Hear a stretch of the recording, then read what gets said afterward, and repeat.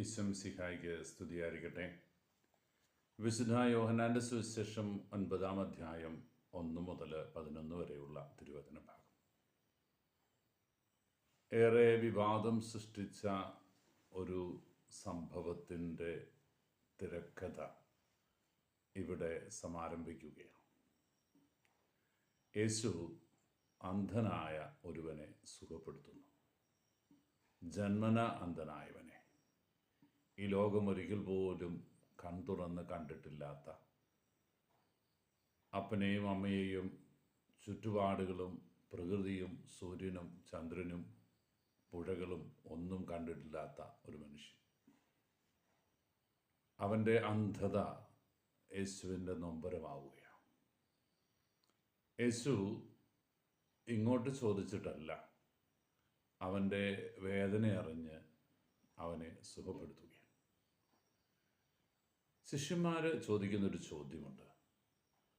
റബി, ഇവൻ അന്ധനായി ജനിച്ചത് ഇവൻ്റെ കുറ്റം കൊണ്ടോ അതോ ഇവൻ്റെ മാതാപിതാക്കളുടെ കുറ്റം കൊണ്ടോ? ആ ഒരു കാലഘട്ടത്തിൽ ആ നാട്ടിൽ നിലനിന്നിരുന്ന ഒരു പൊതു ചോദ്യം. രോഗങ്ങളുണ്ടാകുമ്പോൾ, സാമ്പത്തിക ഞെരുക്കങ്ങളുണ്ടാകുമ്പോൾ, ചിലരൊക്കെ ജീവിതത്തിൽ അപ്രതീക്ഷിതമായ പരാജയങ്ങളുണ്ടാകുമ്പോൾ, അറിഞ്ഞോ അറിയാതെയോ അന്നും ഇന്നും നമ്മളും ചോദിക്കുന്ന ചോദ്യമാണ്, എനിക്കെന്ത് ഇങ്ങനെയൊക്കെ വന്നത്? ഇതെൻ്റെ കാരണവന്മാരുടെ പ്രവൃത്തിയുടെ ദോഷം കൊണ്ട് സംഭവിച്ചതാണ്, അതോ എൻ്റെ ജീവിതത്തിൽ ഇങ്ങനെയൊക്കെ സംഭവിക്കണമെന്ന് എൻ്റെ പാപങ്ങൾ മൂലം, എൻ്റെ ചെയ്തികൾ മൂലം ഇങ്ങനെയൊക്കെ സംഭവിക്കേണ്ടതാണോ? പ്രിയപ്പെട്ടവരെ, ദൈവം നമ്മളെക്കുറിച്ചൊക്കെ അവൻ്റെ പദ്ധതിയിൽ ചില കാര്യങ്ങളൊക്കെ കരുതി വച്ചിട്ടുണ്ട്. അത് സമയബന്ധിതമായിട്ട് നമ്മുടെ ജീവിതത്തിൽ നടക്കുന്നു എന്ന് പറഞ്ഞാൽ അതിൻ്റെ അർത്ഥം എനിക്കും നിങ്ങൾക്കും എൻ്റെ ജീവിതത്തെ ക്രമീകരിക്കാൻ ഒന്നും ചെയ്യാനില്ല എന്നല്ല. നമ്മൾ എത്ര ചെയ്താലും അതിനും അപ്പുറത്തുള്ള ദൈവത്തിൻ്റെ ഒരു ഇടപെടൽ അത് ജീവിതത്തിൽ ഉണ്ടാവുക തന്നെ ചെയ്യും. അത് ചിലരുടെ കാര്യത്തിൽ പോസിറ്റീവായിരിക്കാം, മറ്റുള്ള ചിലരുടെ കാര്യത്തിൽ നെഗറ്റീവായിരിക്കാം. പക്ഷെ യേശുനാഥന് ഇതിന് കാണുന്ന ഒരു എക്സ്പ്ലനേഷൻ ഇവൻ്റെയോ ഇവൻ്റെ മാതാപിതാക്കളുടെയോ കുറവ് കൊണ്ടോ പോരായ്മ കൊണ്ടോ അല്ല. ദൈവത്തിൻ്റെ മഹത്വം ഇവനിൽ പ്രകടമാകേണ്ടതിനാണ് ഇവൻ അന്ധനായിട്ട് ഇങ്ങനെ ജനിച്ചത്. കാരണം ഇതാ, ഈ അന്ധൻ ആരാലും ശ്രദ്ധിക്കപ്പെടാതെ പോകാമായിരുന്ന ഒരു മനുഷ്യൻ ബൈബിളിൻ്റെ ചരിത്രത്താളിൽ ഇടം നേടുകയാണ്. കാരണം യേശു അവന് സൗഖ്യം കൊടുത്തു, അവനെ ജീവിതത്തിലേക്ക് തിരികെ കൊണ്ടുവന്നു. തമ്പുരാൻ തൊട്ട മനുഷ്യനായിട്ട് അവൻ മാറി. അവൻ്റെ ജീവിതം മുഴുവൻ മാറ്റിമറിച്ച, അവനെ ബൈബിളിലെ മുഖ്യ കഥാപാത്രങ്ങളിൽ ഒന്നാക്കി മാറ്റിയ ഈ സംഭവം തീർച്ചയായിട്ടും ദൈവത്തിൻ്റെ മഹത്വമാണ്. ഇത് നമ്മൾ തിരിച്ചറിയാൻ വേണ്ടി ശ്രമിക്കുമ്പോൾ ഒരുപക്ഷെ നമ്മുടെ ജീവിതത്തിലും ഒത്തിരി ആകുലതകളും ആവലാതികളും ഒക്കെ അകന്നു പോകും. എൻ്റെ സാമ്പത്തിക പരാധീനത, എൻ്റെ പഠിക്കാൻ കഴിവ് കുറവ്, അല്ലെങ്കിൽ എൻ്റെ ചില കുടുംബ പ്രശ്നങ്ങൾ, എൻ്റെ ചില വൈകല്യങ്ങൾ, എൻ്റെ ചില ദൂഷ്യങ്ങൾ, എൻ്റെ ചില രോഗങ്ങൾ, ഇതൊക്കെ അംഗീകരിക്കാനും ഉൾക്കൊള്ളാനും നമ്മൾ തയ്യാറാകുമ്പോൾ അനാവശ്യമായ ടെൻഷനുകളും അസ്വസ്ഥതകളും ഒക്കെ നമ്മളെ വിട്ടുപോകും. ഇത് ദൈവത്തിൻ്റെ പദ്ധതിയാണ്, ഇത് അവിടുത്തെ മഹത്വം വെളിപ്പെടുത്താനുള്ള ഒരു വേദിയാണ് എന്ന് നാം തിരിച്ചറിയുമ്പോൾ അവിടെയൊക്കെ വലിയ മാറ്റങ്ങളുണ്ടാകും. അന്ധയാചകനെ യേശു സുഖപ്പെടുത്തിയത് ചെളികൊണ്ട്, തുപ്പലുകൊണ്ട് ചെളിയുണ്ടാക്കി അതവൻ്റെ കണ്ണിൽ പൊരിച്ചിട്ടാണ്.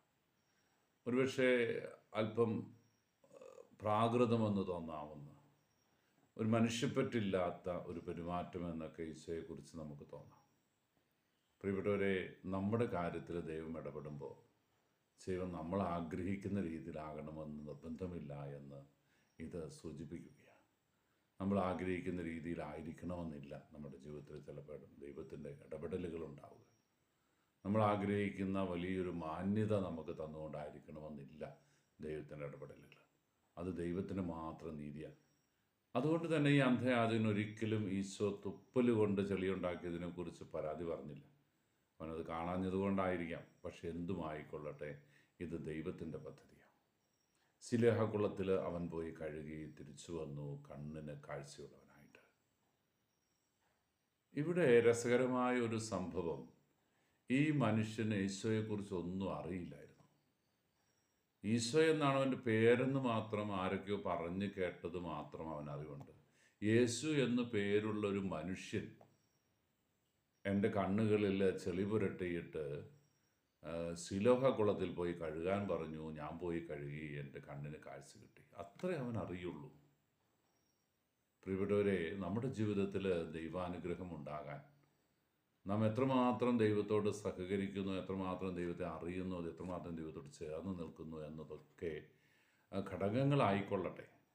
പക്ഷേ ഇതിലൊക്കെ അപ്പുറത്ത് ദൈവത്തിൻ്റെ ഒരു ഇടപെടലിൻ്റെ സ്കോപ്പ് ഉണ്ട് എന്ന് നമ്മൾ തിരിച്ചറിയണം. നന്മയായിട്ടാണ് ഈ അന്ധയാചകൻ്റെ ജീവിതത്തിൽ യേശുവിൻ്റെ ഇടപെടലുണ്ടായതെങ്കിൽ നമ്മുടെയൊക്കെ ജീവിതത്തിലും നന്മയായിട്ട് തന്നെ അവിടെ ഇടപെടും. നാം ദൈവത്തോട് കൂടുതൽ ചേർന്ന് നിൽക്കുമ്പം കൂടുതൽ ബോധ്യത്തോടെ തമ്പുരാൻ നമ്മുടെ ജീവിതത്തിലേക്ക് ഇറങ്ങി വരും. അതൊരു പക്ഷേ ഇന്നോ നാളെയോ ആകണമെന്ന് നിർബന്ധമില്ല എന്ന് മാത്രം. പ്രതീക്ഷയോടെ നമുക്ക് കാത്തിരിക്കാം. ദൈവത്തിൻ്റെ ഇടപെടലിന് വേണ്ടി കാത്തിരിക്കാം. നമ്മളതിനെ വിട്ടുകൊടുത്തുകൊണ്ട് കാത്തിരിക്കാം. അവൻ്റെ കടന്നുവരവ്, അവൻ്റെ അനുഗ്രഹത്തിൻ്റെ വർഷം. യേശുവേ, വേഗം കടന്നു വരണമേ എന്നുള്ള പ്രാർത്ഥന വെളിപാട് ഗ്രന്ഥകാരനെ പോലെ നമുക്ക് ആവർത്തിക്കാം. കർത്താവെ, കൂടെ വസിക്കണമേ എന്നുള്ള പ്രാർത്ഥന എമ്മാവൂസിലെ ശിഷ്യന്മാരെ പോലെ നമുക്കും ആവർത്തിക്കാം. ഈശോ അനുഗ്രഹിക്കട്ടെ. കർത്താവ് ശംസിഹായുടെ കൃപയും പിതാവായ ദൈവത്തിൻ്റെ സ്നേഹവും പരിശുദ്ധാരൂപിയുടെ സഹവാസവും നാം എല്ലാവരും കൂടി ഉണ്ടായിരിക്കട്ടെ, ഇപ്പോഴും എപ്പോഴും എന്നേക്കും. ആമേൻ.